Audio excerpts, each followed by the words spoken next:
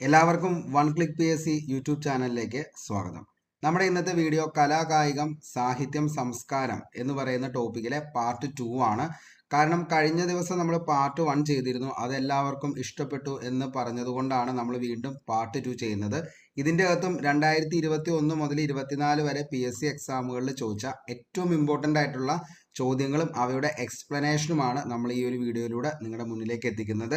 അതുകൊണ്ട് തന്നെ നിങ്ങളിത് മൊത്തമായിട്ട് കാണാനായിട്ട് ശ്രമിക്കുക. കാരണം 2024 LDC എക്സാമിന് വേണ്ടി എഴുതുന്ന ഉദ്യോഗാർത്ഥിയാണെങ്കിൽ 5 മാർക്ക് നിങ്ങൾക്ക് ഈ ഒരു ടോപ്പിക്കിൽ നിന്നുമുണ്ട്. ആ 5 മാർക്കും സിമ്പിളായിട്ട് നിങ്ങൾക്ക് വേണ്ടത് മാത്രം പഠിച്ച് നിങ്ങൾക്ക് കരസ്ഥമാക്കാവുന്നതാണ് ഈ ഒരു വീഡിയോയിലൂടെ. ഓക്കെ, അപ്പോൾ ഇത് കണ്ടതിന് ശേഷം നേരെ ടെലഗ്രാമിലേക്ക് വരിക. അതിന് പാർട്ട് 1ഉം പാർട്ട് 2ഉം കൂടി നിങ്ങൾക്ക് എന്ത് ചെയ്യാം, ഇതിൻ്റെ ചോദ്യങ്ങളും അവയുടെ ബാക്കി എക്സ്പ്ലനേഷനും നിങ്ങൾക്ക് നമ്മുടെ ടെലഗ്രാം ചാനലിൽ ഉണ്ടായിരിക്കും. അപ്പോൾ ടെലഗ്രാം ചാനലിൽ ഇനിയും ജോയിൻ ചെയ്യാത്ത ആരെങ്കിലും ഉണ്ടെങ്കിൽ ഉടൻ തന്നെ ജോയിൻ ചെയ്യുക. കാരണം നമ്മുടെ എല്ലാ ദിവസത്തെയും ക്ലാസ് കഴിഞ്ഞതിന് ശേഷം കൃത്യം 9 മണിക്ക് നിങ്ങൾക്ക് വേണ്ട ക്വസ്റ്റ്യൻ പോൾ, ബാക്കി പ്രീവിയസ് ഇയർ ക്വസ്റ്റ്യൻ പേപ്പർ കൂടിയും അതിൻ്റെ അകത്ത് ഡിസ്കസ് ചെയ്ത് പോകുന്നതായിരിക്കും. അത് നിങ്ങൾക്ക് വളരെയധികം പ്രയോജനപ്പെടും എന്നുള്ള കാര്യം ഉറപ്പാണ്. അതുകൊണ്ട് തന്നെ ടെലഗ്രാം ചാനലിൽ കൂടി എന്ത് ചെയ്യുക, ഒന്ന് അംഗമാവുക.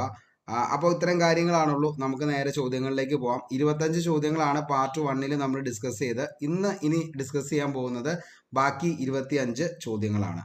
26ാമത്തെ ചോദ്യം, നമുക്ക് ചോദ്യത്തിലേക്ക് പോകാം. കേരള സാഹിത്യ അക്കാദമിയുടെ ആദ്യ പ്രസിഡന്റ് ആരാണ്? കേരള സാഹിത്യ അക്കാദമിയുടെ ആദ്യ പ്രസിഡന്റ് ആരാണ്? ഓപ്ഷൻ നോക്കിയേ. കുഞ്ഞുണ്ണി മാഷ്, MT Vasudevan Nair, M Krishnan Nair, KM Panicker. Okay, LDC ex serviceman ചോദിച്ചതാണ്. 2023 ചോദിച്ച ചോദ്യമാണ്. കേരള സാഹിത്യ അക്കാദമിയുടെ ആദ്യ പ്രസിഡന്റ് ആരാണ്? ആദ്യ പ്രസിഡന്റ് ആരാണ്? KM പണിക്കരാണ്. ആര്? കേരള സാഹിത്യ അക്കാദമിയുടെ ആദ്യ പ്രസിഡന്റ് ആരാന്ന് ചോദിച്ചാൽ KM പണിക്കരാണ്. നമുക്ക് അറിയാം, കേരള സാഹിത്യ അക്കാദമിയുടെ ആദ്യ പ്രസിഡന്റ് അല്ലെങ്കിൽ ചെയർമാൻ എന്നറിയപ്പെടുന്നത് സർദാർ KM പണിക്കരാണ്. അങ്ങനെയാണെങ്കിൽ കേരള സംഗീത നാടക അക്കാദമിയുടെ ചെയർമാൻ അല്ലെങ്കിൽ പ്രസിഡന്റ് ആരാന്ന് ചോദിച്ചാൽ മങ്കു തമ്പുരാനായിരുന്നു ആദ്യത്തെ പ്രസിഡന്റ് എന്ന് പറയുന്നത്. ഇനി കേരള ഫോക്ലോർ അക്കാദമിയുടെ ആദ്യ പ്രസിഡന്റ് അല്ലെങ്കിൽ ചെയർമാൻ ചോദിച്ചാൽ G ഭാർഗവൻ പിള്ളയാണ്. ഇനി കേരള ലളിതകലാ അക്കാദമിയുടെ ആദ്യ പ്രസിഡന്റ് അല്ലെങ്കിൽ ചെയർമാൻ M രാമവർമ്മ രാജയാണ്. അപ്പോൾ അതൊന്ന് ഓർത്തു വച്ചോ, 1 മാർക്കാണ് ഇതിൻ്റെ അകത്ത് വരുന്നത്. കേരള സാഹിത്യ അക്കാദമിയുടെ സർദാർ KM പണിക്കര്, കേരള സംഗീത നാടക അക്കാദമിയുടെ മങ്കു തമ്പുരാൻ, കേരള ഫോക്ലോർ അക്കാദമിയുടെ ആരാന്ന് ചോദിച്ചാൽ G ഭാർഗവൻ പിള്ള, കേരള ലളിതകലാ അക്കാദമിയുടെ ആരാന്ന് ചോദിച്ചാൽ M രാമവർമ്മ എന്നിവരാണ് ഈ പ്രശസ്തമായ സ്ഥാപനങ്ങളും അവിടുത്തെ പ്രസിഡന്റ് അല്ലെങ്കിൽ ചെയർമാൻ എന്നറിയപ്പെടുന്നത് ഇങ്ങനെയാണ്. അപ്പോൾ ഓർത്തു വച്ചോ, എപ്പോഴും ചോദിക്കാറുണ്ട് ആദ്യത്തെ പ്രസിഡന്റ് അല്ലെങ്കിൽ ചെയർമാൻ ആരാന്നുള്ളത്. അതേപോലെ തന്നെ നിലവിലേയും ചോദിക്കാറുണ്ട്. കേരള സാഹിത്യ അക്കാദമിയുടെ ഇപ്പോഴത്തെ K സച്ചിദാനന്ദൻ, കേരള സംഗീത നാടക അക്കാദമി ആണെങ്കിൽ മട്ടന്നൂർ ശങ്കരൻകുട്ടി മാരാര്, കേരള ഫോക്ലോർ അക്കാദമി ആണെങ്കിലോ OS ഉണ്ണികൃഷ്ണനാണ്, കേരള ലളിതകലാ അക്കാദമി മുരളി ചീരോത്താണ്. അതേപോലെ കേരള കലാമണ്ഡലത്തിലെ നിലവിലെ ചാൻസലറാണ് മല്ലിക സാരാഭായ്. അപ്പോൾ ഇത്രയും കാര്യങ്ങൾ അത് ഓരോ ദിവസവും മാറിക്കൊണ്ടിരിക്കും. കറണ്ട് അഫയേഴ്സ് കൂടിയാണ് ശരിക്കും പറഞ്ഞാൽ നിയമനങ്ങൾ എന്ന് പറയുന്നത്. അപ്പോൾ അത് ഓരോ ദിവസം മാറിക്കൊണ്ടിരിക്കും. അപ്പോൾ നിങ്ങൾ എന്ത് ചെയ്യുക, എപ്പോഴും PSC എക്സാമിനും പോകുന്നതിന് തൊട്ട് മുന്നോടിയായിട്ട് എന്ത് ചെയ്യുക, ജസ്റ്റ് ഒന്ന് ഗൂഗിൾ ചെയ്ത് ഒന്ന് പഠിക്കാനായി ശ്രമിക്കുക. കാരണം നിയമനങ്ങൾ എന്ന് പറയുന്നത് എപ്പോഴും മാറിക്കൊണ്ടിരിക്കും, കറണ്ട് അഫയേഴ്സ് വിഭാഗത്തിൽ വരുന്നതാണ്. അപ്പോൾ ഉറപ്പായിട്ടും എന്ത് ചെയ്യുക, ഈ കേരള സാഹിത്യ അക്കാദമി, അതേപോലെ Kerala Sangeetha Nataka academy, Kerala folklore academy, Kerala Lalithakala academy, ഇത്ര എണ്ണം ആദ്യത്തെ എപ്പോഴും നമുക്കറിയാം സർദാർ KM പണിക്കർ സാഹിത്യ അക്കാദമി, സംഗീത നാടക അക്കാദമി മങ്കു തമ്പുരാൻ, കേരള ഫോക്ലോർ ആണെങ്കിൽ G ഭാർഗവൻ പിള്ള, കേരള ലളിതകലാ അക്കാദമി ആണെങ്കിൽ M രാമവർമ്മ രാജ. ഇത് ആദ്യത്തെയാണ്, അത് മാറത്തില്ല. പക്ഷേ നിലവിലെ പ്രസിഡന്റോ ചെയർമാൻ ആരാന്നുള്ളത് എപ്പോഴും എക്സാമിന് മുന്നേ നോക്കിയിട്ട് വേണം പോകാൻ. ഓക്കെ, നമുക്ക് അടുത്ത ചോദ്യത്തിലേക്ക് പോവാം. താഴെ പറയുന്നവയിൽ കേരള സാഹിത്യ അക്കാദമിയുടെ പ്രസിദ്ധീകരണങ്ങൾ ഏവ? കേരള സാഹിത്യ അക്കാദമിയുടെ പ്രസിദ്ധീകരണങ്ങൾ ഏവ? നോക്കിയേ, ഓപ്ഷൻ എപ്പോഴും PSC ചോദിക്കണ ചോദ്യ. സാഹിത്യ ലോകം, സാഹിത്യ ചക്രവാളം, സാഹിത്യ വിമർശനം, മലയാളം ലിറ്റററി സർവേ. എന്താണ് കേരള സാഹിത്യ അക്കാദമിയുടെ പ്രസിദ്ധീകരണങ്ങൾ ഏതാണെന്നാണ് ചോദിച്ചേക്കണേ. 1ഉം 2ഉം 1ഉം 2ഉം 3ഉം 1ഉം 2ഉം 4ഉം 1ഉം 3ഉം 4ഉം ഏതാണ്? ഇത് സാഹിത്യ ചക്രവാളം, സാഹിത്യ ലോകം, മലയാളം സാഹിത്യ സർവേ. ഇതാണ് കേരള സാഹിത്യ അക്കാദമിയുടെ പ്രസിദ്ധീകരണങ്ങൾ എന്ന് പറയുന്നത്. അപ്പോൾ ഏതൊക്കെയാണ്? സാഹിത്യ ചക്രവാളം, സാഹിത്യ ചക്രവാളം, സാഹിത്യ ലോകം, മലയാളം സാഹിത്യ സർവേ. ഇതാണ് എന്തെന്ന് പറയുന്നത്? കേരള സാഹിത്യ അക്കാദമിയുടെ പ്രസിദ്ധീകരണങ്ങൾ എന്ന് പറയുന്നത്. അതായത് 1, 3, 4 ഓപ്ഷൻ ഡി ആണ് നമ്മുടെ ആൻസർ ആയിട്ട് വരുന്നത്. ഓക്കെ, അപ്പോൾ എപ്പോഴും PSC ചോദിക്കുന്ന ചോദ്യമാണ് ഈ പറയുന്നത്. അപ്പോൾ നമുക്ക് 2-3 അക്കാഡമികളുടെ മുഖപത്രങ്ങൾ ഏതൊക്കെയാണെന്ന് നോക്കാം. ചിത്രവാർത്ത കേരള ലളിതകലാ അക്കാദമിയുടെയാണ് ചിത്രവാർത്ത. അപ്പോൾ ചിത്രവാർത്ത മുഖപത്രം ഏതിൻ്റെയാ? കേരള ലളിതകലാ അക്കാദമി. വിജ്ഞാന കൈരളി കേരള ഭാഷാ ഇൻസ്റ്റിറ്റ്യൂട്ടിൻ്റെയാണ് വിജ്ഞാന കൈരളി കേരള ഭാഷാ ഇൻസ്റ്റിറ്റ്യൂട്ട്. അക്ഷര കൈരളി കേരള സാക്ഷരതാ മിഷന്റെയാണ് മുഖപത്രം അക്ഷര കൈരളി. സാഹിത്യ ലോകം കേരള സാഹിത്യ അക്കാദമിയുടെയാണ് സാഹിത്യ ലോകം. ശാസ്ത്ര കേരളം കേരള ശാസ്ത്ര സാഹിത്യ പരിഷത്തിൻ്റെയാണ് ശാസ്ത്ര കേരളം. കേളി എന്ന് പറയുന്നത് കേരള സംഗീതനാട അക്കാദമിയുടെ മുഖപത്രമാണ് കേളി. ജനയുഗം CPIയുടെ മുഖപത്രമാണ് ജനയുഗം. ജന്മഭൂമി BJPയുടെ മുഖപത്രമാണ് ജന്മഭൂമി. എഴുത്തോല മലയാള സർവകലാശാലയുടെ. സംസ്കാര കേരളം എന്ന് പറയുന്നത് കേരള സാംസ്കാരിക വകുപ്പ്. ആരണ്യം എന്ന് പറയുന്നത് കേരള വനം വകുപ്പിൻ്റെയാണ് ആരണ്യം. ഗ്രന്ഥലോകം കേരള സ്റ്റേറ്റ് ലൈബ്രറി കൗൺസിലിൻ്റെയാണ് ഗ്രന്ഥലോകം. തളിര് എന്ന് പറയുന്നത് കേരള ബാലസാഹിത്യ ഇൻസ്റ്റിറ്റ്യൂട്ടാണ് തളിര്. പൊലി എന്ന് പറയുന്നത് കേരള ഫോക്ലോർ അക്കാദമിയുടെയാണ് പൊലി എന്ന് പറയുന്നത് മുഖപത്രം. ഭാഷാ സാഹിതി എന്ന് പറയുന്നത് കേരള സർവകലാശാലയുടെയാണ് ഭാഷാ സാഹിതി എന്ന് പറയുന്നത്. അപ്പോൾ കുറച്ച് മുഖപത്രങ്ങളും അവ ഏത് അക്കാദമി അല്ലെങ്കിൽ ഏത് ഏത് സാഹിത്യ അക്കാദമിയുടെയാണ് എന്നുള്ളതിനെ കുറിച്ചാണ് നമ്മൾ പറഞ്ഞത്.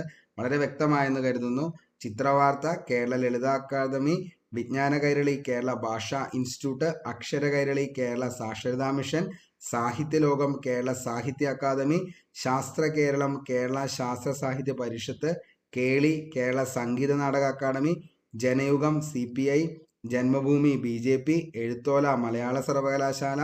അടുത്തത് സംസ്കാര കേരളം കേരള സാംസ്കാരിക വകുപ്പ്, ആരണ്യം കേരള വനം വകുപ്പ്, Granthalokam Kerala state library council, Thaliru Kerala Balasahitya institute, പൊലി കേരള ഫോക്ലോർ അക്കാദമി, ഭാഷാ സാഹിതി കേരള സർവകലാശാല. അപ്പോൾ ഇത്ര ഒന്ന് എന്ത് ചെയ്താ ഓർത്തു വച്ചോ, ഇമ്പോർട്ടൻ്റ് ആണ്, ഒത്തിരി തവണ ചോദിച്ചേക്കുന്നതുമാണ്. അടുത്ത ചോദ്യത്തിലേക്ക് പോവാം. 28ാമത്തെ കേരള ഫോക്ലോർ അക്കാദമിയുടെ ആസ്ഥാനം എവിടെയാണ്? കേരള ഫോക്ലോർ അക്കാദമിയുടെ ആസ്ഥാനം എപ്പോഴും PSC ചോദിക്കണതാ. ഓപ്ഷൻ നോക്കി, തിരുവനന്തപുരം, കണ്ണൂർ, തൃശ്ശൂർ, കൊച്ചി. കേരള ഫോക്ലോർ അക്കാദമിയുടെ ആസ്ഥാനം എവിടെയാണെന്ന് ചോദിച്ചാൽ എവിടെയാണ്? ഈ ചോദ്യം എന്ന് പറയുന്നത് +2 പ്രിലിം സ്റ്റേജ് 3 2022 ചോദിച്ച ചോദ്യമാണ്. കേരള ഫോക്ലോർ അക്കാദമിയുടെ ആസ്ഥാനം എവിടെയാണെന്നുള്ളത്. തൊട്ടു മുന്നേ നമ്മൾ പറഞ്ഞ ഈ പറയുന്ന താഴെ പറയുന്നവരിൽ കേരള സാഹിത്യ അക്കാദമിയുടെ പ്രസിദ്ധീകരണങ്ങൾ ഏവ എന്ന് പറഞ്ഞ ചോദ്യം എന്ന് പറയുന്നത് വിവോ റൂറൽ ഡെവലപ്മെന്റ് 2021 ചോദിച്ച ചോദ്യമാണ്, വില്ലേജ് എക്സ്റ്റൻഷൻ ഓഫീസറിന്. അപ്പോൾ നമ്മൾ ഈ പറയുന്ന ചോദ്യങ്ങളെല്ലാം എന്താണ്? പ്രീവിയസ് ഇയർ ക്വസ്റ്റ്യൻ പേപ്പറിൽ നിന്നുള്ളതാണ്. അതുകൊണ്ട് തന്നെ നിങ്ങൾ എന്ത് ചെയ്യുക? മൊത്തമായി പഠിക്കാനായിട്ട് ശ്രമിക്കുക. ഓക്കെ, അപ്പോൾ കേരള ഫോക്ലോർ അക്കാദമിയുടെ ആസ്ഥാനം എവിടെയാണ് സ്ഥിതി ചെയ്യുന്നതെന്ന് ചോദിച്ചാൽ കണ്ണൂരാണ്. അപ്പോൾ ഓപ്ഷൻ ബി ആണ് നമ്മുടെ ആൻസർ. കണ്ണൂരാണ് കേരള ഫോക്ലോർ അക്കാദമിയുടെ ആസ്ഥാനം എന്ന് പറയുന്നത് കണ്ണൂരാണ്. Okay, Kannur. Kerala folklore academy കണ്ണൂരാണ്. ഓക്കെ, അപ്പോൾ നമുക്ക് 2-3 കാര്യങ്ങൾ കൂടി നോക്കാം. കേരള സാഹിത്യ അക്കാദമിയുടെ ആസ്ഥാനം. അപ്പോൾ സ്ഥാപനങ്ങളും അവയുടെ ആസ്ഥാനങ്ങളും PSCക്ക് ഏറ്റവും ഇഷ്ടപ്പെട്ട ഒരു ടോപ്പിക് തന്നെയാണ്. അപ്പോൾ ഈ ഒരു വിഭാഗത്തിൽ നിന്ന് ചോദിക്കാൻ പാകത്തിനുള്ള ചോദ്യങ്ങളും ഇതൊക്കെ തന്നെയാണ് ഏറ്റവും കൂടുതൽ ചോദിക്കാവുന്നത്. അതുകൊണ്ട് തന്നെ Kerala Sahitya academy Thrissur Chembukkavu, Kerala Sangeetha Nataka academy Thrissur Chembukkavu, Kerala Lalithakala academy Thrissur Chembukkavu, Kerala Kalamandalam Thrissur Vallathol Nagar Cheruthuruthy, Kerala folklore academy നമുക്കറിയാം കണ്ണൂര്. നമ്മളിപ്പോൾ പറഞ്ഞു കേരള ഫോക്ലോർ അക്കാദമി കണ്ണൂര്. അത് പ്രോപ്പർ പ്ലേസ് എവിടെയാണെന്ന് ചോദിച്ചാൽ ചിറക്കലാണ്. ഓക്കെ, അപ്പോൾ കേരള ഫോക്ലോർ അക്കാദമി കണ്ണൂർ ചിറക്കൽ. മാർഗി തിരുവനന്തപുരം, ഗുരു ഗോപിനാഥ് നടന ഗ്രാമം Thiruvananthapuram Vattiyoorkavu, school of drama and fine arts Thrissur Aranattukara, Ulloor Smarakam Thiruvananthapuram ജഗതിയാണ്. ഇനി കുമാരനാശാൻ സ്മാരകം തിരുവനന്തപുരം. വൈലോപ്പിള്ളി സംസ്കൃതി ഭവൻ എവിടെയാണെന്ന് ചോദിച്ചാൽ തിരുവനന്തപുരം നളന്ദ നന്ദൻകോട് എന്ന് പറയുന്ന സ്ഥലത്താണ്. ചങ്ങമ്പുഴ സാംസ്കാരിക കേന്ദ്രം എറണാകുളമാണ്. ചങ്ങമ്പുഴ സാംസ്കാരിക കേന്ദ്രം എറണാകുളം. അപ്പോൾ ഈ സ്ഥാപനങ്ങളും അവയുടെ ആസ്ഥാനങ്ങളും മക്കളെ പഠിച്ചു വച്ചോ. ഒരു മാർക്കാണ്, എപ്പോഴും ചോദിക്കുന്നതാണ്. ഞാൻ ഒരു വട്ടം കൂടി പറയാം, കാരണം ഇത് പുതിയതായിട്ട് വരുന്ന ഉദ്യോഗാർത്ഥികൾക്ക് കൂടി ഉപകാരപ്പെടുന്ന ലെവലിലാണ് നമ്മുടെ എല്ലാ ക്ലാസ്സുകളും നമ്മൾ ചെയ്യാറുള്ളത്. നിങ്ങൾക്ക് ഈ ക്ലാസ്സിൻ്റെ കൂടെ തന്നെ എഴുതി സിമ്പിളായിട്ട് പോകാം, അല്ലെങ്കിൽ ഒന്നോ രണ്ടോ തവണ നിങ്ങൾ കേട്ട് കഴിഞ്ഞാൽ പക്ക റിവിഷൻ ഉൾപ്പെടെയാണ് ഞാൻ പോകുന്നത്. കാരണം അത്രത്തോളം റിപ്പീറ്റ് ചെയ്താണ് നമ്മൾ പറഞ്ഞു പോകുന്നത്. ഇനി അതിനപ്പുറത്തേക്ക് നിങ്ങൾക്ക് എന്ത് ചെയ്യേണ്ടാതിരിക്കാനാണ്, വീണ്ടും ഇരുന്ന് ഇത് വായിക്കാനോ അല്ലെങ്കിൽ വേറെ ഇരുന്ന് സമയം കളയാതിരിക്കാൻ വേണ്ടിയിട്ടാണ് ഞാൻ ഇത്രയും റിപ്പീറ്റ് അടിച്ച് പറയുന്നത്. ഓക്കെ, അപ്പോൾ കേരള സാഹിത്യ അക്കാദമിയുടെ ആസ്ഥാനം തൃശ്ശൂർ ചെമ്പൂക്കാവാണ്.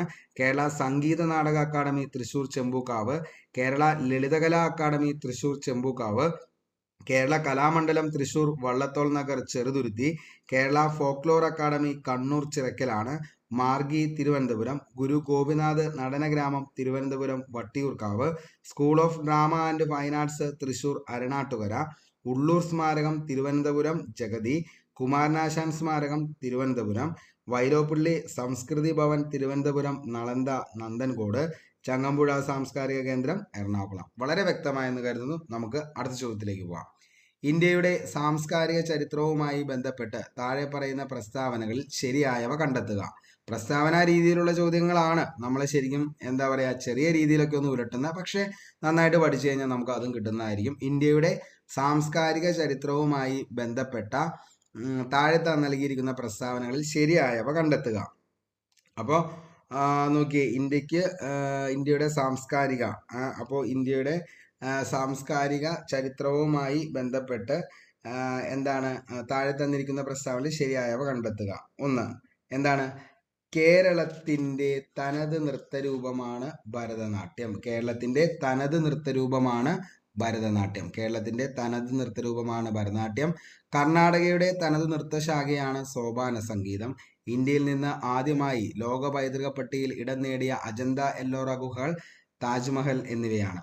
ചരിത്രത്തെ വർത്തമാനകാലവുമായി ബന്ധിപ്പിക്കുന്ന കണ്ണികളാണ് സ്മാരകങ്ങൾ എന്ന് പറയുന്നത്. അപ്പോൾ ഇത് യൂണിവേഴ്സിറ്റി LGS പ്രിലിം സ്റ്റേജ് 3 എഴുതിയ ആരെങ്കിലും ഉണ്ടെങ്കിൽ നിങ്ങൾക്ക് ഈ ഒരു ചോദ്യം കാണാൻ പറ്റും. ആ ഒരു എക്സാമിന് ചോദിച്ച ചോദ്യമാണ് ഈ പറയുന്നത്. അപ്പോൾ ഏതാണ് ഇതിൻ്റെ അകത്ത് ഇന്ത്യയുടെ സാംസ്കാരിക ചരിത്രവുമായി ബന്ധപ്പെട്ട് നൽകിയിരിക്കുന്ന പ്രസ്താവനകളിൽ ശരിയായവ എന്ന് പറയുന്നത് 3ഉം 4ഉമാണ് ഇതിൻ്റെ അകത്ത് ശരി എന്ന് പറയുന്നത്. 3ഉം 4ഉം. ഓക്കെ, അതായത് 1ഉം 2ഉം ശരിയാണ്, 1ഉം 3ഉം ശരിയാണ്, 2ഉം 4ഉം ശരിയാണ്, അതേപോലെ 3ഉം 4ഉം ശരിയാണ്. അപ്പോൾ ഇന്ത്യയിൽ നിന്ന് ആദ്യമായി ലോക പൈതൃക പട്ടികയിൽ ഇടം നേടിയ അജന്ത എല്ലോറ ഗുഹകൾ, താജ്മഹൽ എന്നിവയാണ്. അത് ശരിയാണ്. അതേപോലെ ചരിത്രത്തെ വർത്തമാനകാലങ്ങളുമായി ബന്ധിപ്പിക്കുന്ന കണ്ണികളാണ് സ്മാരകങ്ങൾ. ഓക്കെ, അപ്പോൾ അതും എന്താണ്?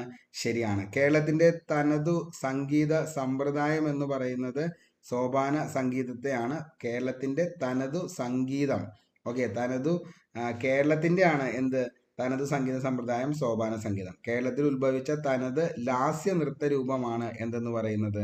മോഹിനിയാട്ടം എന്ന് പറയുന്നത്. നമ്മളിത് കുറച്ചു മുമ്പ് പറഞ്ഞതാണ്. കാരണം കഴിഞ്ഞ ദിവസം നമ്മൾ ചർച്ച ചെയ്ത് കഴിഞ്ഞപ്പോൾ അതിൻ്റെ അകത്ത് വന്നതാണ്. അപ്പോൾ പാർട്ട് 1 വളരെ വിശദമായിട്ട് നമ്മൾ എന്ത് ചെയ്തിട്ടുണ്ട്, അതിനെക്കുറിച്ച് പറഞ്ഞിട്ടുണ്ട്. സോപാന സംഗീതം എന്താണ്, മോഹിനിയാട്ടം എന്താണ്, ഭരതനാട്യം എല്ലാം നമ്മൾ പറഞ്ഞാണ്.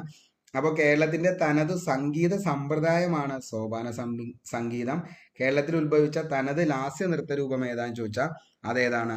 മോഹിനിയാട്ടമാണ്. അതേപോലെ ഇന്ത്യയിൽ നിന്നും യുനെസ്കോ പൈതൃക പട്ടികയിൽ ആദ്യമായി ഇടം നേടിയ സ്മാരകങ്ങൾ ഏതാന്ന് ചോദിച്ചാൽ ആഗ്ര കോട്ട. 1983 ആഗ്ര കോട്ട. അജന്ത എല്ലോറ ഗുഹകളാണെങ്കിൽ 1983. താജ്മഹൽ ആണെങ്കിൽ ഏതാണ്? 1983. അപ്പോൾ ഈ 1983 ഇന്ത്യയിൽ നിന്നും യുനെസ്കോ പൈതൃക പട്ടികയിൽ ആദ്യമായി ഇടം നേടിയ സ്മാരകങ്ങൾ അജന്ത കോട്ട, അതേപോലെ തന്നെ എല്ലോറ ഗുഹകൾ, അതേപോലെ താജ്മഹൽ. കേരളത്തിൽ നിന്നും പൈതൃക പട്ടികയിൽ ആദ്യമായി ഇടം നേടിയത് പശ്ചിമഘട്ടമാണ്. നമുക്കറിയാം 2012 ജൂലൈ 1 2023 പൈതൃക പട്ടികയിൽ ഇടം നേടിയത് ശാന്തിനികേതൻ പശ്ചിമ ബംഗാൾ, അതേപോലെ തന്നെ ഹൊയ്സാല ക്ഷേത്രം കർണാടകയാണ്.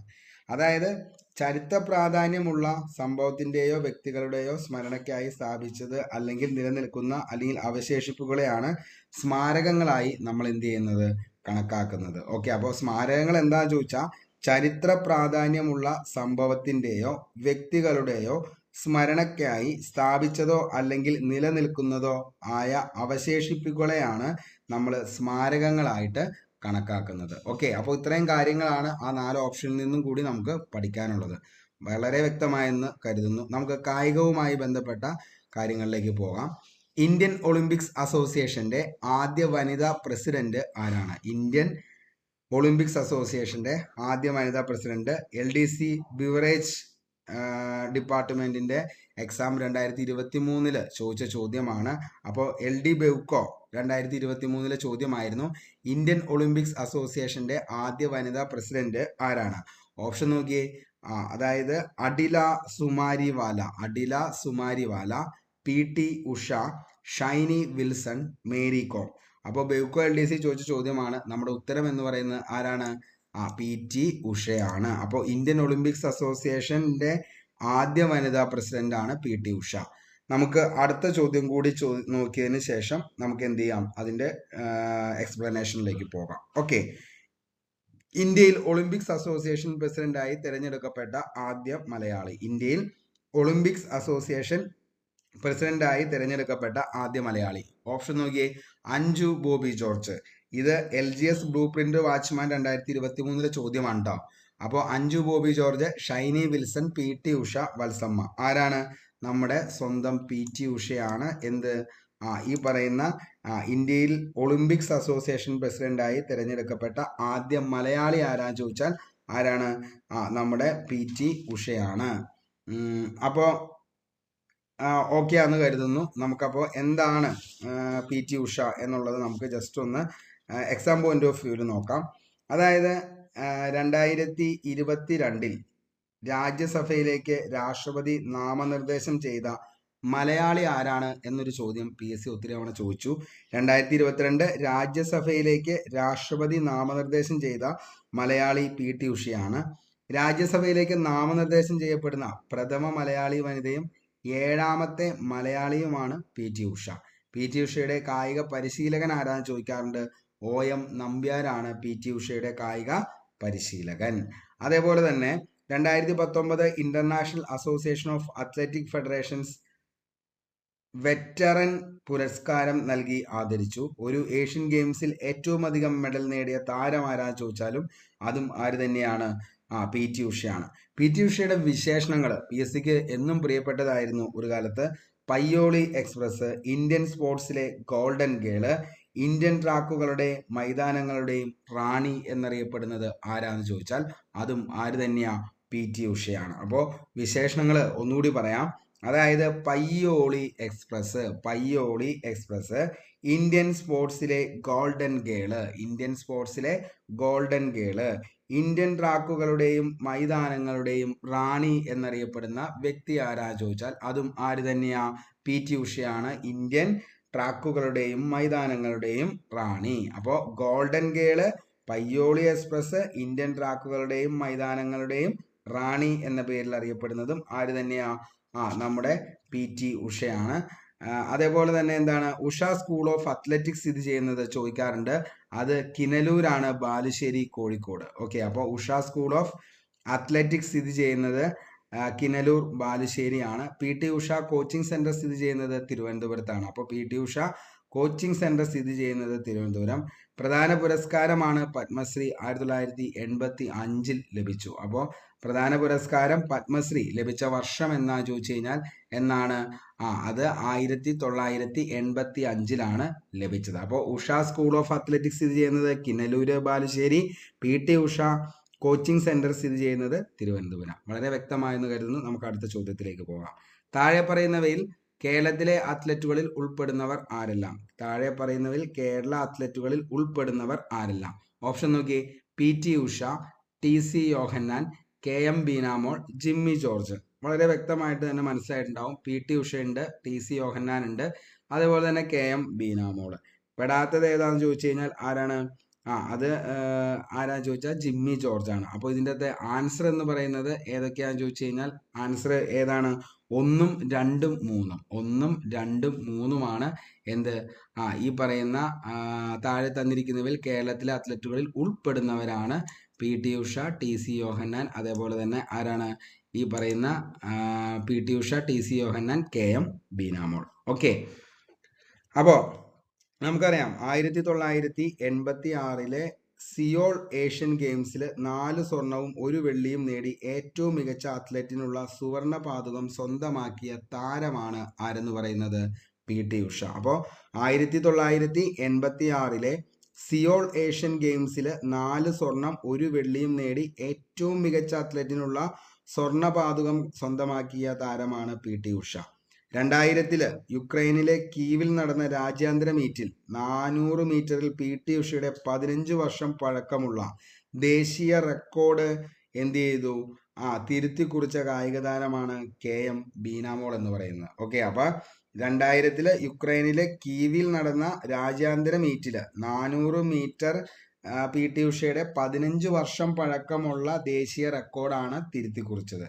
ഇനി ആരാണ്? TC യോഹന്നാൻ, ലോങ് ജമ്പ് താരമാണ്. 1976 മോൺട്രിയൽ ഒളിമ്പിക്സിൽ പങ്കെടുത്ത മലയാളി താരമാണ് TC യോഹന്നാൻ. ഏതാണ് TC യോഹന്നാന്റെ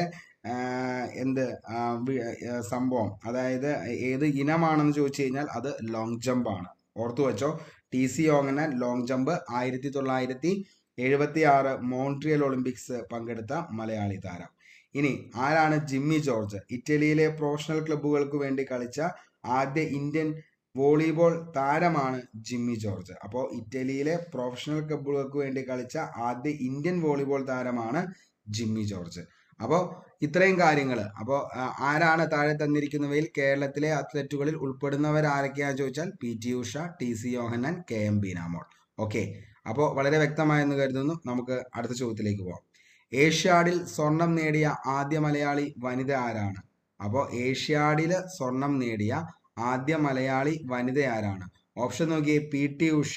ഇത് khadi board LDC prelim stage 2 2023 ചോദിച്ച ചോദ്യമാണ്. അപ്പോൾ ഇത് എഴുതിയേക്കുന്ന ആളുകൾക്ക് അപ്പം തന്നെ കണ്ടപ്പോൾ മനസ്സിലായിട്ടുണ്ടാവും.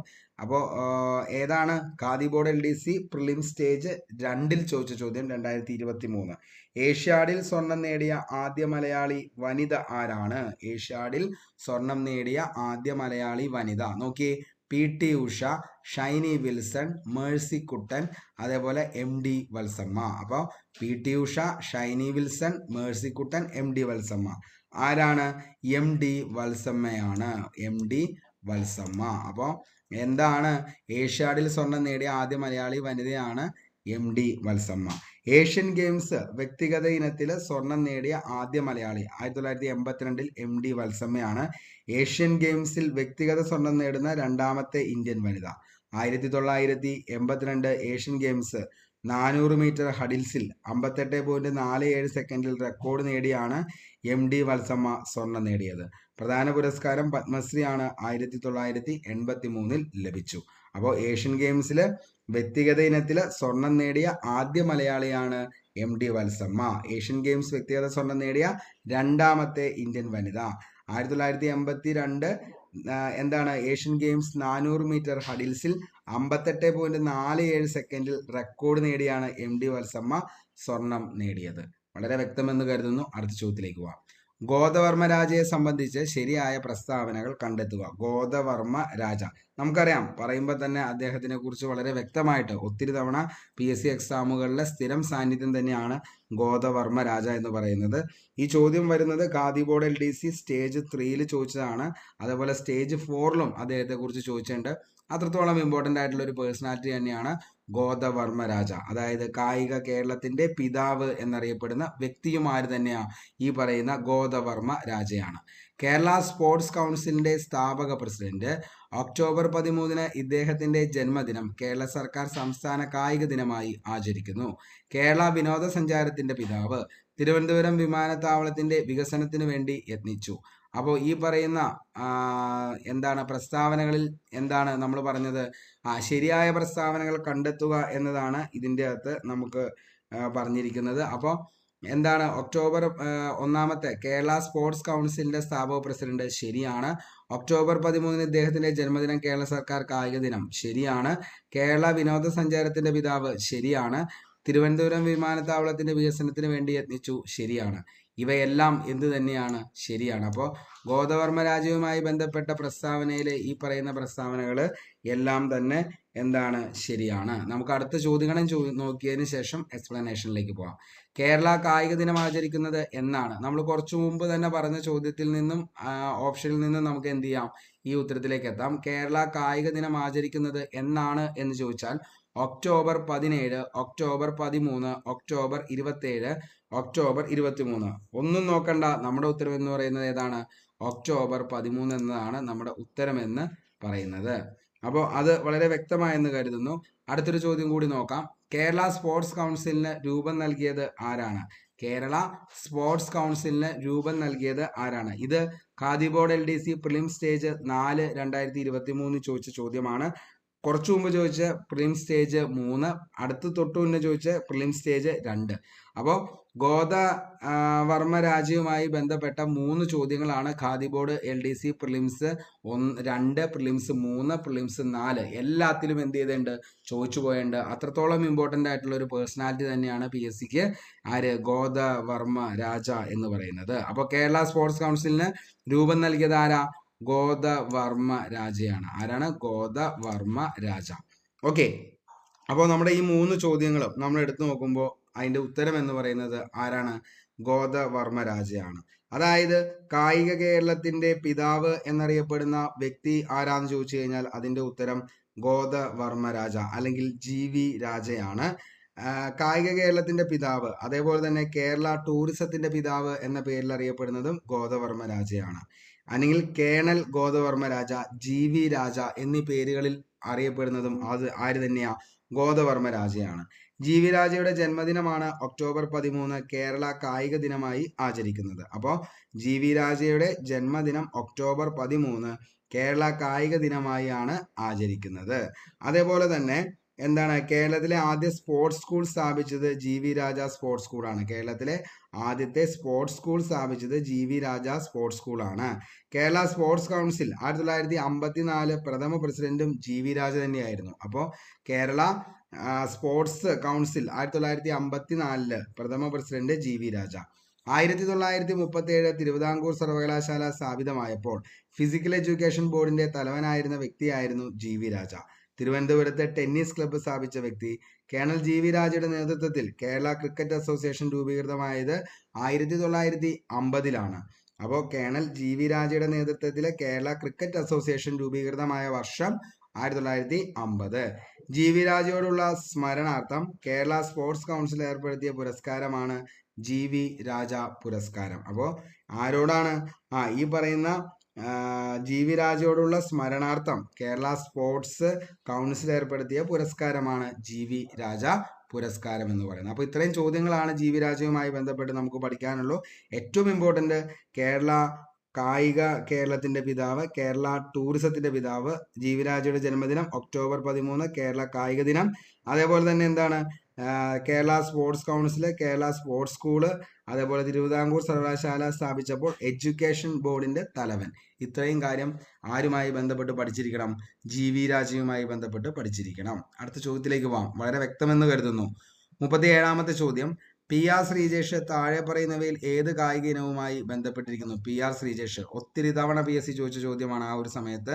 Kabaddi, cricket, hockey, football. നമുക്ക് ഒന്നും നോക്കണ്ട, അത്ര സിമ്പിൾ ആണ് ഈ ഒരു ചോദ്യം എന്ന് പറയുന്നത്.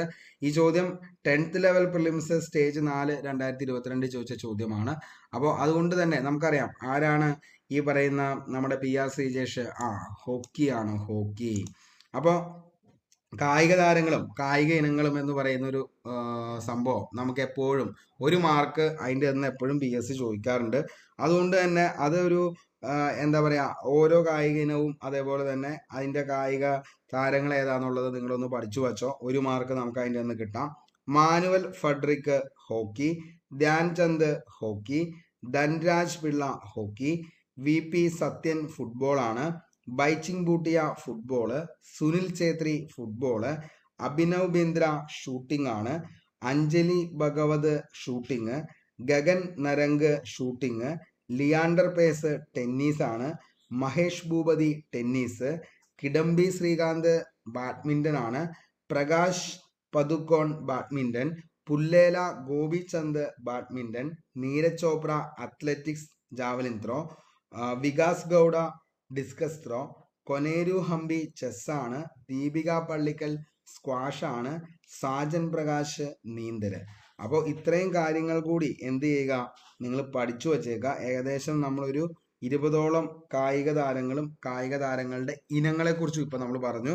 Manual Frederick hockey, Dhyan Chand hockey, Dhanraj Pillai hockey, VP Sathyan football, Baichung Bhutia football, Sunil Chhetri football, Abhinav Bindra shooting, Anjali Bhagwat shooting, Gagan Narang shooting, Leander Paes tennis, Mahesh Bhupathi tennis, Kidambi Srikanth badminton, Prakash Padukone badminton, Pullela Gopichand badminton, Neeraj Chopra athletic javelin throw, Vikas Gowda discus throw, Koneru Humpy ചെസ്സാണ്, ദീപിക പള്ളിക്കൽ സ്ക്വാഷ്, സാജൻ പ്രകാശ് നീന്തൽ. ഓർത്തു വച്ചോ, 1 മാർക്ക് നിങ്ങൾക്ക് ആ ഒരു ഭാഗഭാഗത്തു നിന്നും കിട്ടുന്നതായിരിക്കും. അടുത്ത ചോദ്യം 38ാമത്തെ. ലോക അത്ലറ്റിക് ചാമ്പ്യൻഷിപ്പിൽ മെഡൽ നേടിയ ആദ്യ ഇന്ത്യൻ കായിക താരം ആരാണ്? ലോക അത്ലറ്റിക് ചാമ്പ്യൻഷിപ്പിൽ 10th ലെവൽ പ്രിലിംസ് സ്റ്റേജ് 1 2022 ചോദിച്ച ചോദ്യമാണ്. ഓപ്ഷൻ നോക്കി. PT Usha, Anju Bobby George, Shiny Wilson, KM Beenamol. ആരാണ്? അഞ്ജു ബോബി ജോർജ് ആണ് കേട്ടോ, അഞ്ജു ബോബി ജോർജ്. അപ്പോൾ എന്തായിരുന്നു നമ്മുടെ ചോദ്യം എന്ന് പറയുന്നത്?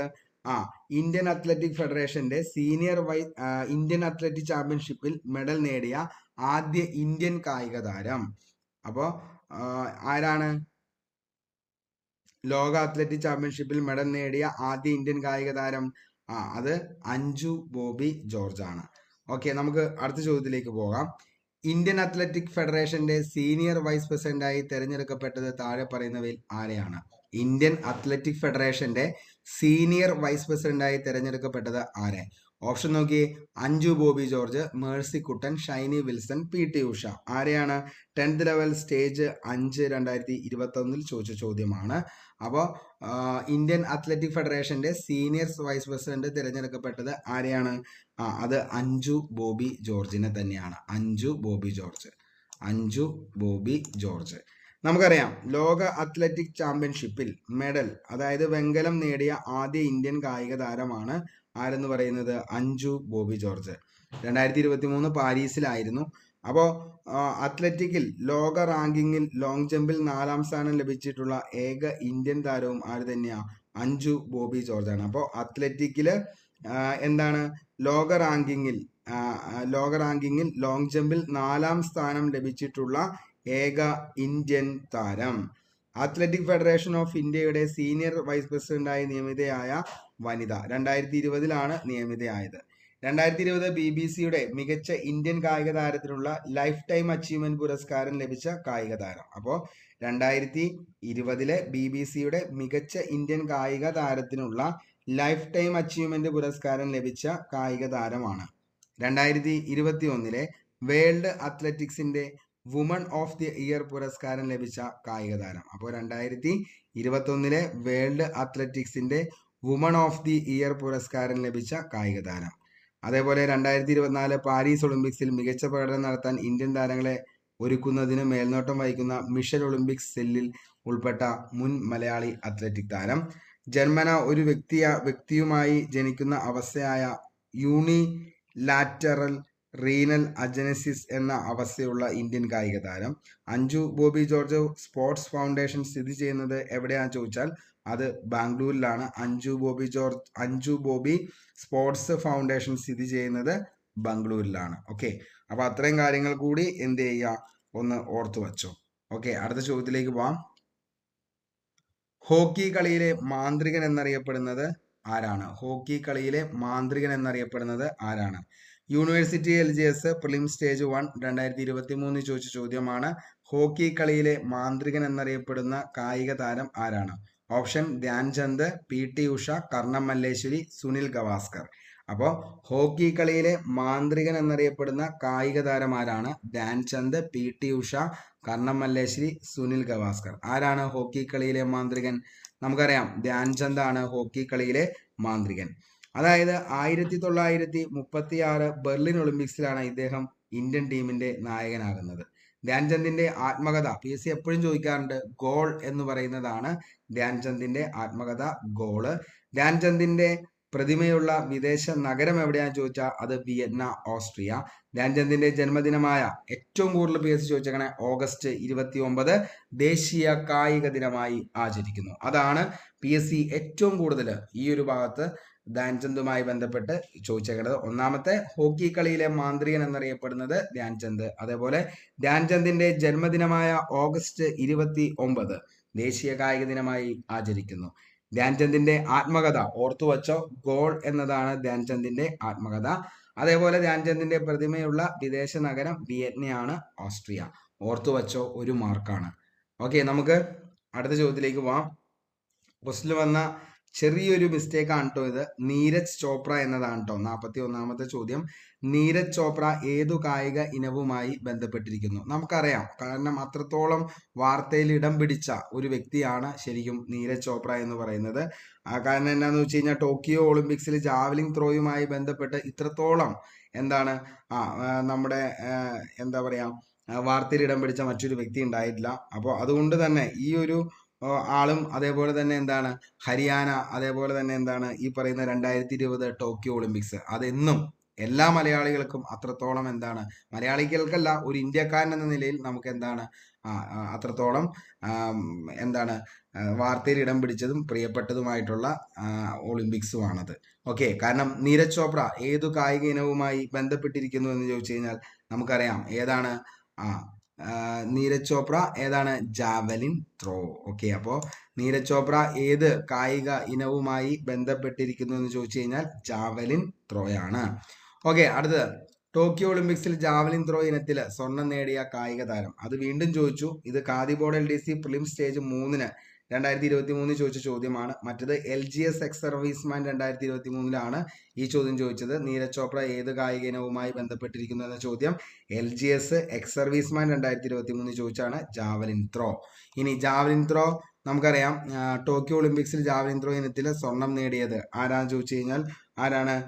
അതും നീരജ് ചോപ്രയാണ്. നീരജ് ചോപ്ര. അതായത് ടോക്കിയോ ഒളിമ്പിക്സും അതേപോലെ തന്നെ ജാവലിൻ ത്രോയും കണ്ടു കഴിഞ്ഞാൽ അതിൻ്റെ അകത്തെ ഉത്തരങ്ങളെല്ലാം ആര് തന്നെയാണ്? നീരജ് ചോപ്ര തന്നെയാണ്. നീരജ് ചോപ്ര ഏത് കായിക ഇനവുമായി ബന്ധപ്പെട്ടിരിക്കുന്നു? ഏതാണ്? Javelin throw.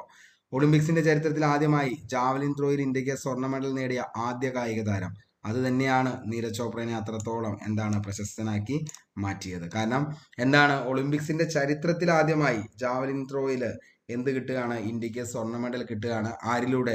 നീരജ് ചോപ്രയിലൂടെ. ഓക്കെ, അടുത്ത ചോദ്യം. ടോക്കിയോ ഒളിമ്പിക്സിൽ സ്വർണം നേടിയ നീരജ് ചോപ്ര ഏത് സംസ്ഥാനത്തെ വ്യക്തിയാണ്? ആക്ച്വലി ഈ ഒരു ക്വസ്റ്റ്യനിൽ വരുന്ന മിസ്റ്റേക്ക് നിങ്ങൾ ക്ഷമിക്കണം കേട്ടോ, കാരണം ഞാൻ തന്നെയാണ് ഇതെല്ലാം ചെയ്യുന്നത്. അപ്പോൾ എന്താണ് വീണ്ടും അത് നമ്മൾ വേർഡിലേക്ക് ചെയ്തതിന് ശേഷം പിന്നെ മാറ്റുമ്പോൾ അത് ഭയങ്കര പ്രയാസമുള്ളതുകൊണ്ടാണ് പിന്നെ ഒന്നും ചെയ്യാൻ പറ്റാത്തത്. എല്ലാവരോടും ക്ഷമ ചോദിക്കുന്നു. 2020 ടോക്കിയോ ഒളിമ്പിക്സിൽ സ്വർണം നേടിയ നീരജ് ചോപ്ര ഏത് സംസ്ഥാനത്തെ വ്യക്തിയാണ്? നമുക്കറിയാം ഹരിയാന. കാരണം അത്രത്തോളം ചർച്ച ചെയ്യപ്പെട്ട ഒരാളാണ് ആര്? നീരജ് ചോപ്ര. നമുക്ക് നീരജ് ചോപ്ര ജന്മസ്ഥലം പാനിപ്പത്ത്, ഹരിയാനയാണ്. Sports star ace award 2022 sports star of the year ആയി തിരഞ്ഞെടുക്കപ്പെട്ട താരമാരാന്ന് ചോദിച്ചാൽ അതാണ് ആരെന്ന് പറയുന്നത് നമ്മുടെ നീരജ് ചോപ്ര. കോമൺവെൽത്ത് ഗെയിംസിൽ ജാവലിൻ ത്രോയിൽ സ്വർണം നേടിയ ആദ്യ ഇന്ത്യൻ താരം. 2018 ജക്കാർത്തയിലെ ഏഷ്യൻ ഗെയിംസ്, 2018 കോമൺവെൽത്ത് ഗെയിംസ് എന്നിവയിൽ ജാവലിൻ ത്രോ വിഭാഗത്തിൽ സ്വർണം നേടി. പത്മശ്രീ 2022, ഖേൽരത്ന 2021, അർജുന അവാർഡ് 2018 ഇവ ലഭിച്ച വ്യക്തിയും ആരാന്ന് ചോദിച്ചു കഴിഞ്ഞാൽ ആരാണ്? നീരജ് ചോപ്ര. നീരജ് ചോപ്രയുമായി ബന്ധപ്പെട്ട് ടോക്കിയോ ഒളിമ്പിക്സ് 2020 ജാവലിൻ ത്രോയിൽ സ്വർണ്ണ മെഡൽ നേടിയ വ്യക്തി, ആദ്യ വ്യക്തിയാണ് ആരെന്ന് പറയുന്നത് നമ്മുടെ ഹരിയാനയിലെ പാനിപ്പത്തുകാരനായിട്ടുള്ള നമ്മുടെ സ്വന്തം നീരജ് ചോപ്ര. ഓർത്തു വച്ചോ, ഒരു മാർക്കാണ്. ഓക്കെ, നമുക്ക് അടുത്ത ചോദ്യത്തിലേക്ക് പോകാം. 44ാമത്തെ ചോദ്യം. മാരിയപ്പൻ തങ്കവേലു ഏത് മേഖലയുമായി അറിയപ്പെടുന്നു? മാരിയപ്പൻ തങ്കവേലു. ശാസ്ത്രം, സ്പോർട്സ്, സിനിമ, സംഗീതം. ഒന്നും നോക്കണ്ട, നമുക്കറിയാം ഏതാണ്? സ്പോർട്സുമായി ബന്ധപ്പെട്ടാണ് മാരിയപ്പൻ തങ്കവേലു. സ്പോർട്സ് ആണ് മാരിയപ്പൻ തങ്കവേലു. അതായത് ജന്മസ്ഥലം സേലം തമിഴ്നാടാണ്. പാരാലിമ്പിക്സ് 2016 റിയോയില് സ്വർണം നേടിയ വ്യക്തിയാണ് മാരിയപ്പൻ തങ്കവേലു. അതായത് 2020 ടോക്കിയോ പാരാലിമ്പിക്സിൽ പുരുഷ ഹൈജമ്പിൽ വെള്ളി മെഡൽ നേടി. അതും ആര് തന്നെയാ? മാരിയപ്പൻ തങ്കവേലു തന്നെയാണ്. അപ്പോൾ പാരാലിമ്പിക്സ് 2016 റിയോയില് എന്താണ് സ്വർണം നേടിയ വ്യക്തിയാണ് മാരിയപ്പൻ തങ്കവേലു. ജന്മസ്ഥലം തമിഴ്നാടാണ്. ടോക്കിയോ പാരാലിമ്പിക്സിലെ പുരുഷ ഹൈജമ്പിൽ സ്വർണ്ണ മെഡലും നേടി. ഇനി ഇന്ത്യൻ പാരാ അത്ലറ്റുകളും കായിക ഇനവും നമുക്ക് ജസ്റ്റ് ഒന്ന് നോക്കാം. അവനി ലഖാരെ ഷൂട്ടിംഗ് ആണ്. മനീഷ് നർവാൾ ഷൂട്ടിംഗ്. കൃഷ്ണ നഗർ എന്ന് പറയുന്നത് ബാഡ്മിന്റൺ ആണ്. Sumit Antil javelin throw. Nishad Kumar high jump. Bhavani Ben Patel table tennis. Yogesh Kathuniya discus throw. Devendra Jhajharia, ഓർത്തു വച്ചോ, ഇമ്പോർട്ടൻ്റ് ആണ്, Devendra Jhajharia javelin throw. Praveen Kumar high jump. അതേപോലെ Suhas Yathiraj badminton. Harvinder Singh archery. Tarun Dhillon badminton. Manasi Girish Chandra Joshi badminton. അപ്പോൾ ഇത്രയും കാര്യങ്ങൾ കൂടി ഒന്ന് ഓർത്തു വച്ചോ. അതിൻ്റെ അകത്ത് ഏറ്റവും ഇമ്പോർട്ടൻ്റ് ആണ് ദേവേന്ദ്ര ജജാരിയ, അതേപോലെ തന്നെ നിഷാദ് കുമാർ ഹൈജമ്പ്, അതേപോലെ യോഗേഷ് കതുനിയ ഡിസ്കസ് ത്രോ, പിന്നെ തരുൺ ദില്ലൻ ബാഡ്മിന്റൺ, അതേപോലെ തന്നെ മാനസി ഗിരീഷ് ചന്ദ്ര ജോഷി ബാഡ്മിന്റൺ. പിന്നെ നമ്മുടെ മാരിയപ്പൻ തങ്കവേലു ഏതാണ്? സ്പോർട്സുമായി ബന്ധപ്പെട്ടതാണ്. എന്താണ്? പാരാലിമ്പിക്സ് 2016 റിയോ സ്വർണം നേടി. ഓക്കെ, നമുക്ക് അടുത്ത ചോദ്യത്തിലേക്ക് പോവാം. 1990 വിംബിൾഡൺ ജൂനിയർ ചാമ്പ്യനായ ഇന്ത്യൻ ടെന്നീസ് കളിക്കാരൻ താഴെ പറയുന്നതിൽ ആരാണ്? LDC എക്സ് സർവീസ്മാൻ 2021 ചോദിച്ച ചോദ്യമാണ്. ആരാണ്? ഓപ്ഷൻ നോക്കി. മഹേഷ് ഭൂപതി, അതിന്റെ മുകളിൽ രമേശ് കൃഷ്ണൻ, പിന്നെ രാമനാഥൻ കൃഷ്ണൻ, ലിയാണ്ടർ പേസ്. ആരാണ്? ലിയാണ്ടർ പേസ് ആണ്. ലിയാണ്ടർ പേസ്, ലിയാണ്ടർ ബേസ് അല്ല കേട്ടോ, ലിയാണ്ടർ പേസ് ആണ്. അപ്പോൾ ലിയാണ്ടർ പേസ് ആണ് 1990 വിംബിൾഡൺ ജൂനിയർ ചാമ്പ്യനായ ഇന്ത്യൻ ടെന്നീസ് കളിക്കാരൻ. ജൂനിയർ US ഓപ്പൺ കിരീടം നേടിയ ആദ്യ ഇന്ത്യൻ താരം ആര് തന്നെയാ? ലിയാണ്ടർ പേസ് ആണ്. ജൂനിയർ US ഓപ്പൺ കിരീടം നേടിയ ആദ്യ ഇന്ത്യൻ താരമാണ് ലിയാണ്ടർ പേസ്. അതായത് ഡേവിഡ് കപ്പിന്റെ ചരിത്രത്തിൽ ഡബിൾസ് വിഭാഗത്തിൽ ഏറ്റവും കൂടുതൽ വിജയം നേടി റെക്കോർഡിന് അർഹനായ വ്യക്തിയാണ് ആരെന്ന് പറയുന്നത്? ഈ പറയുന്ന ലിയാണ്ടർ പേസ്. 96 അറ്റ്ലാന്റ ഒളിമ്പിക്സിൽ ലിയാണ്ടർ പേസ് വെങ്കല മെഡൽ സ്വന്തമാക്കി. പ്രധാന ബഹുമതികൾ എന്ന് പറയുന്നത് 1990 Arjuna award, Rajiv Gandhi Khel Ratna 1996-97, Padma Shri 2001, Padma Bhushan 2014. Grand slam കിരീടം നേടിയ ആദ്യ ഇന്ത്യൻ വനിത ആരാന്ന് ചോദിച്ചു കഴിഞ്ഞാൽ അതാരാണ്? സാനിയ മിർസയാണ്.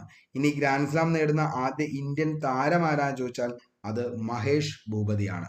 ഓർത്തു വച്ചോ, 1 മാർക്കാണ് കേട്ടോ. അപ്പോൾ എന്താണ്? ഗ്രാൻഡ് സ്ലാം നേടുന്ന ആദ്യ ഇന്ത്യൻ താരമാണ് ആര്? മഹേഷ് ഭൂപതി. ഗ്രാൻഡ് സ്ലാം കിരീടം നേടിയ ആദ്യ ഇന്ത്യൻ വനിത ചോദിച്ചു കഴിഞ്ഞാൽ ഇന്ത്യൻ വനിത ഗ്രാൻഡ് സ്ലാം സാനിയ മിർസ. അദ്ദേഹത്തിന് നമ്മുടെ ലിയാണ്ടർ പേസിന് കിട്ടിയ ബഹുമതികളൊക്കെയാണ് എന്ത്? അർജുന അവാർഡ് 1990, രാജീവ് ഗാന്ധി ഖേൽരത്ന 1996-97, പത്മശ്രീ 2001, പത്മവിഭൂഷൺ 2014. നമുക്ക് അടുത്ത ചോദ്യത്തിലേക്ക് പോവാം. 46ാമത്തെ ചോദ്യം. റാണി റാംപൽ ഏത് കായിക മേഖലയുമായി ബന്ധപ്പെട്ട് പ്രവർത്തിക്കുന്നതാണ് റാണി റാംപൽ? അപ്പോൾ നോക്കി, ഗുസ്തി, ഹോക്കി, ക്രിക്കറ്റ്, ഫുട്ബോള്. ആരാണ് Rani Rampal? Woman police constable 2023 twist question ആയിരുന്നു. കാരണം വുമൺ പോലീസ് കോൺസ്റ്റബിൾ എന്ന് പറയുമ്പോൾ എന്താണ് ഈ പറയുന്ന നമ്മുടെ വുമൺസ് അവർ ഏറ്റവും ഇച്ചിരി ബാക്ക് നിൽക്കുന്ന വിഷയം എന്ന് പറയുന്നത് കറണ്ട് അഫയേഴ്സും സ്പോർട്സും ആണ്. ബാക്കിയെല്ലാം അടിച്ച് കയറി നിൽക്കും. പക്ഷേ ഈ ഒരു കാര്യം മാത്രം കുറച്ച് എന്താണ് പിന്നോട്ടേക്കാണ്. അപ്പോൾ നിങ്ങൾ എന്ത് ചെയ്യുക? നിങ്ങൾക്കാണ് ഏറ്റവും ഈ ഒരു വീഡിയോ എന്ന് പറയുന്നത് ഉപകാരപ്പെടുന്നത്. കാരണം ഇമ്പോർട്ടൻ്റ് ആയിട്ടുള്ള കാര്യങ്ങൾ മാത്രമാണ് നമ്മൾ ഇതിൻ്റെ അകത്ത് ഡിസ്കസ് ചെയ്യുന്നുള്ളൂ. ഇത് മൊത്തമായിട്ട് അങ്ങ് പഠിച്ചിട്ട് അങ്ങ് പോയാൽ മതി. ഈ പറയുന്ന കേരളം, കല, കായികം, അതേപോലെ തന്നെ സാഹിത്യം, സംസ്കാരം, ഈ സാധനം അങ്ങോട്ട് സെറ്റായിരിക്കും. അപ്പോൾ റാണി റാംപൽ ഏതാണ്? റാണി റാംപൽ എന്ന് പറയുന്നത് ഹോക്കിയുമായി ബന്ധപ്പെട്ട ആളാണ്. ആര്? റാണി റാംപൽ. അതായത് ജന്മസ്ഥലം ഹരിയാന. മുൻ ഇന്ത്യൻ വനിതാ ഹോക്കി ടീം ക്യാപ്റ്റൻ ആണ് Rani Rampal. World games athlete of the year 2020 നേടുന്ന ആദ്യ ഇന്ത്യൻ ഹോക്കി താരമാണ് ആരെന്ന് പറയുന്നത് റാണി റാംപൽ. ജന്മസ്ഥലം ഹരിയാനയാണ്. രാജ്യത്ത് ആദ്യമായി വനിതാ താരത്തിന്റെ പേരിൽ അറിയപ്പെടുന്ന സ്റ്റേഡിയമാണ് Rani girls hockey turf. Okay, അപ്പോൾ രാജ്യത്ത് ആദ്യമായി വനിതാ താരത്തിന്റെ പേരിൽ അറിയപ്പെടുന്ന സ്റ്റേഡിയമാണ് Rani's girls hockey turf. Indian വനിതാ ഹോക്കി താരമായ റാണി റാംപലിനോടുള്ള ആദരസൂചകമായാണ് ഈ പേര് നൽകിയത്. MCF റായ്ബറേലി സ്റ്റേഡിയമാണ് പുനർനാമകരണം ചെയ്തത്. ഇങ്ങനെ, അതായത് MCF റായ്ബറേലി സ്റ്റേഡിയമാണ് പിന്നീട് ഏത് പേരിലേക്ക് മാറിയത്? റാണി ഗേൾസ് ഹോക്കി ടർഫ് എന്ന പേരിലേക്ക് മാറിയത്. 2020 Padma Shri major Dhyan Chand Khel Ratna award 2020, Arjuna award 2016. ഇനി പ്രമുഖ വനിതാ ഹോക്കി താരങ്ങൾ ആരൊക്കെയാണെന്ന് ചോദിച്ചാൽ വന്ദന കതാരിയ, അതേപോലെ തന്നെ സവിത പുനിയ, ദീപ് ഗ്രേസ് എക്ക, റീതു റാണി, സുരീന്ദർ കൗർ. ഇതൊക്കെയാണ് പ്രധാനപ്പെട്ട വനിതാ ഹോക്കി താരങ്ങൾ. അപ്പോൾ ആ കാര്യങ്ങൾ കൂടി എന്ത് ചെയ്യുക, ഒന്ന് ഓർത്ത് വെച്ചേക്കുക. 47ാമത്തെ ചോദ്യത്തിലേക്ക് നമുക്ക് പോകാം. ദേശീയ ഗുസ്തി താരവും ഒളിമ്പിക്സ് മെഡൽ ജേതാവുമായ സാക്ഷി മാലിക് ജന്മദേശം എവിടെയാണ്? ഓക്കെ, അപ്പോൾ നമ്മുടെ ഈ സ്പോർട്സ് താരങ്ങളെല്ലാം തന്നെ എടുത്തു നോക്കിക്കഴിഞ്ഞ് കഴിഞ്ഞാൽ ഇപ്പം നമ്മൾ പറഞ്ഞ നീരജ് ചോപ്ര ഹരിയാനയാണ്. അതേപോലെ തന്നെ എന്താണ് റാണി റാംപല് നമ്മൾ കുറച്ച് മുമ്പ് പറഞ്ഞു, അതും എന്ത് തന്നെയാണ്, റാണി റാംപലും ഹരിയാനക്കാരിയാണ്. അതേപോലെ തന്നെ ദേശീയ ഗുസ്തി താരവും ഒളിമ്പിക്സ് മെഡൽ ജേതാവുമായ സാക്ഷി മാലിക് ഏത് സംസ്ഥാനത്തുള്ള ആളാണെന്ന് ചോദിച്ചാൽ അതും ഏതാണ്, ഹരിയാനയാണ്. ഓക്കെ, അപ്പോൾ സാക്ഷി മാലിക് ഹരിയാനയാണ്.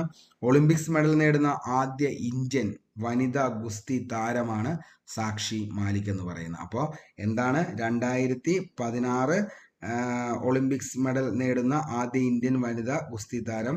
അതേപോലെ 2016 റിയോ ഒളിമ്പിക്സ് 58 കിലോഗ്രാം വിഭാഗത്തിൽ വെങ്കല മെഡൽ നേടിയ താരമാണ്. ഓക്കെ, അപ്പോൾ 2023 വിരമിച്ച ഗുസ്തി താരം. അതേപോലെ തന്നെ പ്രധാന ബഹുമതികൾ കിട്ടിയത് മേജർ ധ്യാൻചന്ദ് ഖേൽരത്ന അവാർഡ്, പത്മശ്രീ 2017. അപ്പോൾ നമ്മുടെ സാക്ഷി മാലിക് എന്ന് പറയുന്നത് ഹരിയാന കാരിയാണ്. ഒളിമ്പിക്സ് മെഡൽ നേടുന്ന ആദ്യ ഇന്ത്യൻ വനിതാ ഗുസ്തി താരം.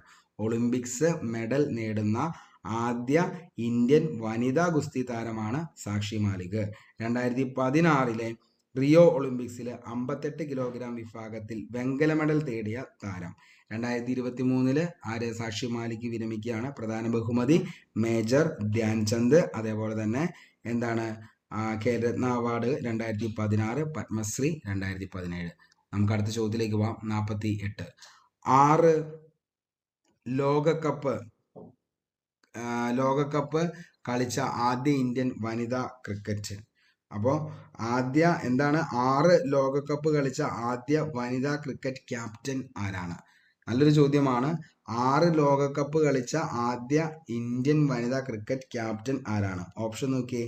മിതാലി രാജ്, ഡെയ്ലി മാത്യൂസ്, അതേപോലെ തന്നെ ഹെയ്ലി മാത്യൂസ് ആണ് കേട്ടോ, ഹെയ്ലി മാത്യൂസ്.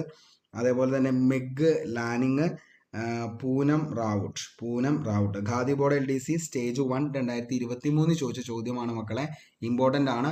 6 ലോകകപ്പ് കളിച്ച ആദ്യ ഇന്ത്യൻ വനിതാ ക്രിക്കറ്റ് ക്യാപ്റ്റൻ ആണ് ആരെന്ന് പറയുന്നത് മിതാലി രാജ്. ആരാണ്? മിതാലി രാജ്.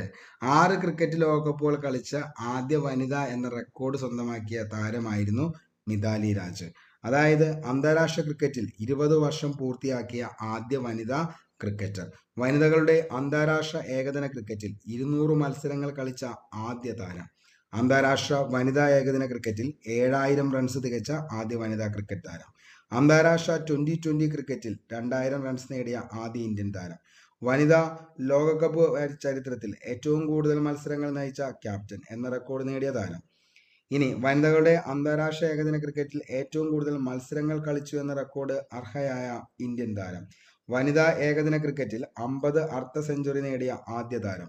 ഏകദിന ക്രിക്കറ്റിൽ 5000 റൺസ് നേടിയ ആദ്യ ഇന്ത്യൻ വനിതാ ക്യാപ്റ്റൻ. ഇന്ത്യൻ വനിതാ cricket team test ODI captain ആയിരുന്നു. ലോകത്ത് ഏറ്റവും കൂടുതൽ ഏകദിനങ്ങൾ കളിച്ച വനിത. വനിതകളുടെ ഏകദിന ക്രിക്കറ്റിൽ ഏറ്റവും കൂടുതൽ റൺസ് നേടിയ താരം. 2022 അന്താരാഷ്ട്ര ക്രിക്കറ്റിൽ നിന്നും വിരമിച്ച താരം. പ്രധാന ബഹുമതികൾ നോക്കിക്കഴിഞ്ഞാൽ മേജർ ധ്യാൻചന്ദ് ഖേൽരത്ന പുരസ്കാരം 2021, അർജുന അവാർഡ് 2003, പത്മശ്രീ 2015. ഇത്രയും അവാർഡുകളാണ് മിതാലി രാജിന് കിട്ടിയേക്കുന്നത്.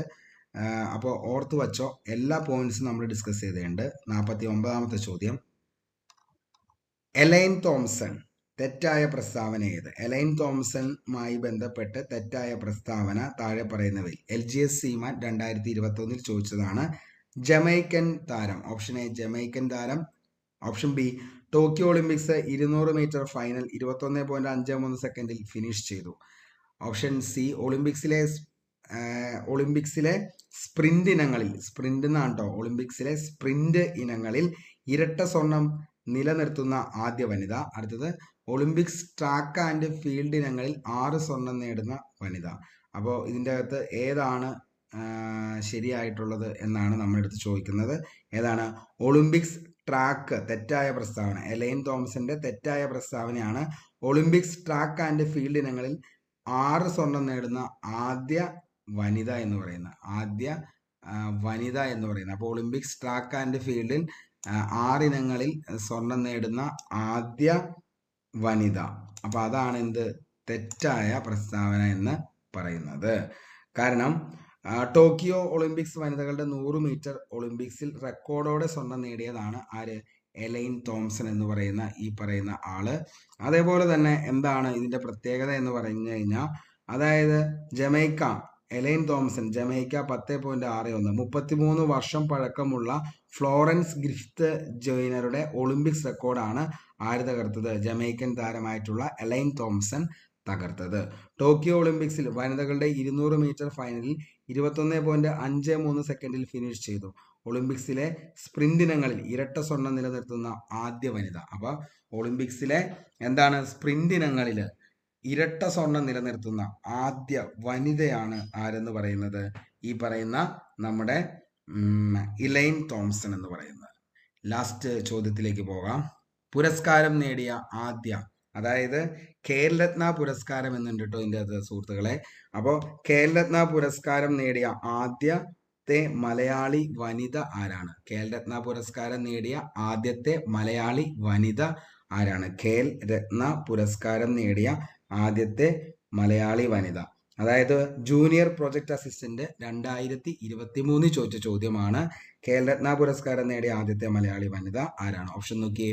ഷൈനി വിൽസൺ, KM ബീനാമോൾ, MD വത്സമ്മ, അതേപോലെ PT ഉഷ. ആരാണ്? KM ബീനാമോൾ. നമ്മുടെ ഉത്തരം KM ബീനാമോൾ ആണ്. അപ്പോൾ അതായത് ഒളിമ്പിക്സ് അത്ലറ്റിക്സ് ഫൈനലിൽ പ്രവേശിക്കുന്ന 3ാമത്തെ ഇന്ത്യൻ വനിതയാണ് KM ബീനാമോൾ എന്ന് പറയുന്നത്. ഖേൽരത്ന പുരസ്കാരം നേടിയ ആദ്യ ആളുകൾ എന്ന് പറയുന്നത് നമുക്കറിയാം. അതായത് ആദ്യമായി നേടിയത് വിശ്വനാഥൻ ആനന്ദാണ്. അതേപോലെ വനിതാ Karnam Malleswari, Malayali athlete KM Beenamol, Malayali KM Beenamol തന്നെ. ടെന്നീസ് താരം ലിയാൻഡർ പേസ്, ആദ്യ വനിതാ ടെന്നീസ് താരം സാനിയ മിർസയാണ്. ഹോക്കി താരം ധൻരാജ് പിള്ള, വനിതാ ഹോക്കി താരം ആരാന്ന് ചോദിച്ചാൽ റാണി റാംപലാണ്. ക്രിക്കറ്റ് താരം സച്ചിൻ ടെണ്ടുൽക്കറാണ് ഖേൽരത്ന പുരസ്കാരം നേടിയ ആദ്യ വ്യക്തി. വനിതാ ക്രിക്കറ്റർ മിതാലി രാജ് 2021. ഷൂട്ടിംഗ് താരം അഭിനവ് ബിന്ദ്ര. പാരാലിമ്പിക്സ് താരമാണെങ്കിൽ ദേവേന്ദ്ര ജജാരിയ. മലയാളി പുരുഷ താരം PR ശ്രീജേഷ്. പുരുഷ ഫുട്ബോൾ താരം സുനിൽ ഛേത്രി. Table tennis Manika Batra. ഗുസ്തി താരം സുശീൽ കുമാർ. വനിതാ ഗുസ്തി സാക്ഷി മാലിക്. ബാഡ്മിന്റൺ ആണെങ്കിൽ പുല്ലേല ഗോപിചന്ദ്. വനിതാ ബാഡ്മിന്റൺ സൈന നെഹ്വാൾ. അപ്പോൾ ഇത്രയും കാര്യങ്ങളാണ് നമുക്ക് ഈ ഒരു പാഠഭാഗത്ത് പെട്ടെന്ന് നമുക്ക് എന്താണ് എക്സാം പോയിന്റ് ഓഫ് വ്യൂവിൽ പഠിക്കാനായിട്ടുള്ളൂ. അപ്പോൾ ഇന്നത്തെ ഈ ഒരു വീഡിയോ ഇഷ്ടപ്പെടുവാണെങ്കിൽ ഉറപ്പായിട്ടും നിങ്ങൾ എന്ത് ചെയ്യുക? ലൈക്ക് അടിക്കുക. അതേപോലെ തന്നെ നിങ്ങളുടെ അഭിപ്രായം അത് എന്ത് തന്നെയാണെങ്കിലും താഴെ കമൻറ്റ് ബോക്സിൽ ഒന്ന് രേഖപ്പെടുത്തുക. ഇനിയും നമ്മുടെ ടെലഗ്രാം ചാനലിൽ ജോയിൻ ആവാത്ത ആരെങ്കിലും ഉണ്ടെങ്കിൽ നിങ്ങൾ നേരെ ടെലഗ്രാമിൽ ചെന്നതിന് ശേഷം 1 ക്ലിക്ക് സ്പേസ് PSC എന്ന് ടൈപ്പ് ചെയ്ത് കഴിഞ്ഞാൽ നിങ്ങൾക്ക് ടെലഗ്രാം ചാനൽ നമ്മുടെ യൂട്യൂബ് ചാനലിൻ്റെ സെയിം എംബ്ലത്തിൽ തന്നെയാണ് ടെലഗ്രാം ചാനലും വന്നിരിക്കുന്നത്. അപ്പോൾ ആ ഒരു ചാനലിൽ എന്ത് ചെയ്യുക? ജോയിൻ ചെയ്യാനായിട്ട് ശ്രമിക്കുക. കാരണം എന്താണെന്ന് ചോദിച്ചാൽ നമ്മൾ ഈ എടുക്കുന്ന ക്ലാസ്സുകളുടെയും അത് കൂടാതെ വരുന്ന എക്സ്ട്രാ പോയിന്റ്സുകൾ എല്ലാം നമ്മൾ ഡിസ്കസ് ചെയ്യുന്നത് ടെലഗ്രാം ചാനലിലായിരിക്കും.